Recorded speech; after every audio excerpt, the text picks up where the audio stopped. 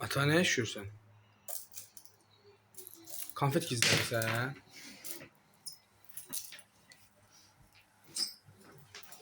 Bu kadar konfet neyse ata?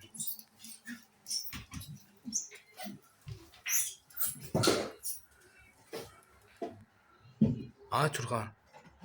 Ata.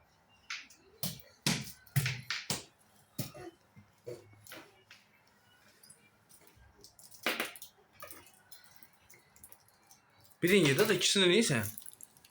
Birini ye kurtar sonra birisini yersen.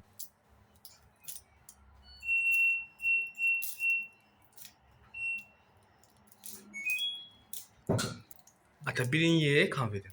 Sonra bunları yersen. Hani birini ye kurtar. Ata kabuklu yeme. Ata kabuklu yeme. Çıkart da kabuklu yeme. Soy ye.